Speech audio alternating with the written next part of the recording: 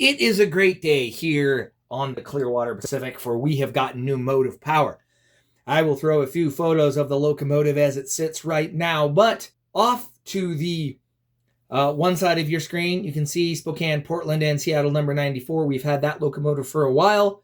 That is a Bowser and Bowser RS3. It's a lovely running locomotive. I really wanted one. I got it in the paint scheme I wanted. So that's awesome. But today we went up to the Hamilton Train Show and we spent the remainder of our money and got for a great deal this Milwaukee Road RSC 2, number 940. And it is a Kato product, and it has DCC and sound, which I got for a screaming deal. I was supposed to go to Spokane tomorrow to go to a train show, but I spent all of my train money, and that's okay because it's supposed to like weather up, and that's going to be no fun. So yes, I know there is a lot of me talking in a fairly static image, but let's fix that, shall we? So a brief look at this locomotive. It has a Econami sound decoder in it by Digitrax. It was purchased, interestingly enough, from our now closed hobby shop, The Treasure Chest. If you see the Shea locomotive video that I have up, that was filmed on that layout that they had at the Treasure Chest. It's a great loss to our community. It was there for many years, but this decoder is there. So what do we have? Well, let's go ahead and get this fired up because I have been using primarily V5s, V5s. Switching over to a much older Econami has been a change because, of course, everything is different, but that's okay. We're figuring it out. So let's go ahead and fire this up. I have tweaked it just a little bit. I do believe that's 5. That is, of course, the Alco Prime Mover that is included with that.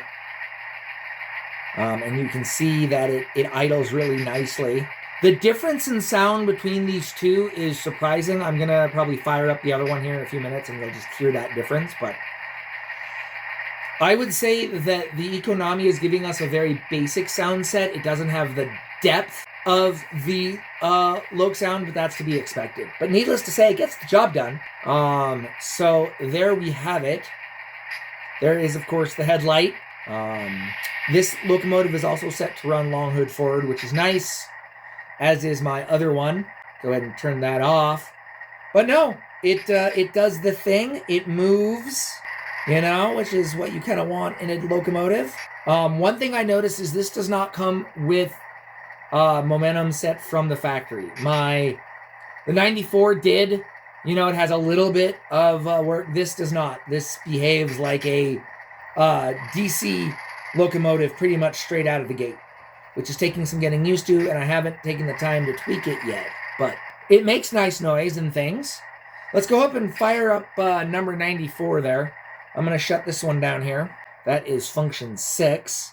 And we'll fire up 94 here. It's interesting that I have a locomotive 994 at a locomotive 940. So that's that one turned off. Let's fire up 94 there. That is function 8. The one thing that I have done with these is I've turned down the volume just enough. Actually, the 940 is at maximum volume for the Econami. I'm at about, I don't know, just under half volume on the 94. So again, a difference in availability of volume. But I think that the 940 was converted much, much earlier in the DCC sphere. So I don't know if I've actually used this locomotive on camera yet. But there you can just see that momentum. You crank it up and it takes a minute for it to move. And then it slows to a halt with brake sounds. Again, more sounds than the Econami, but that's to be expected. A deeper, richer sound set. And we will go ahead and turn the sounds off on that one. We'll go back to the 940 here. A perfectly usable sound set, but again, just not the depth. But that's okay. I mean, it was a $100 decoder when that was bought. I mean, it $94.85, I think, is what the price tag on it was. So, but it does everything. It has a horn and a bell. Showed you the headlights. One thing that's interesting is it has a It has the grade crossing. Wrong one.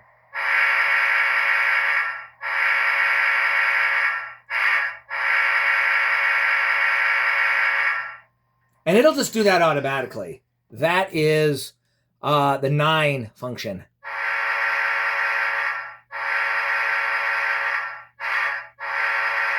Which I think is kind of interesting. But let's fire it back. There we go. No, the 940 I think is going to be a really good job. It is an interesting prototype, and the prototype would work for the type of work that I'm having it do if we needed to get it. So that A1A axle trucks mean that it's spreading that weight out, meaning that we're not going to go necessarily onto our logging branches, but we can use the light track up here by Clearwater and Sealy Lakes. So we're looking forward to putting this to work. As you can see, I do have track laid. Pardon about the mess. I'm going to pick y'all up real quick. Pardon the mess, but we're working on things. But you can see that the yard here in what Edmund's yard, Edmund's Landing, is getting worked on there. And probably next weekend, we'll go ahead and just get that track laid out and get it permanent. This is the engine area. So I'm not actually using a tripod, so I don't get the best. But this will be the engine area. The engine house will be where the 94 is sitting. And I'm not quite sure. I think this is going to be a work track there. If I move this log truck over here, you'll see that there is a piece of painter's tape right here. What that's actually going to be is just a track that's going to look really old, but that's actually going to be my programming track. So I'll have a separate programming track next to the engine house so I can do my programming. My thought is, because I am using... Oh man, this camera angle is awful. I apologize. Because I am using the power cab right now, what I'll do is I'll move the power cab over there. And we'll just use that for my programming track. Once I get the smart booster, it'll run the rest of the layout. One thing that's interesting, I'm going to bring you over here, is you see that attractive material there. The typesetter and I cut that, and that'll be our fascia. So it'll be an interesting looking fascia. So work is progressing on the railroad. I haven't been doing the updates that I'd like, nor is this video necessarily the depth that I'd like or the depth you've come to expect. But hey, we'll get back to our fully featured, fully edited, all singing, all dancing videos at a later date. But it was a good day. Spent some money, got some railroad cars and a new locomotive. And so, yeah, with that being said, we'll catch you next time here on the railroad.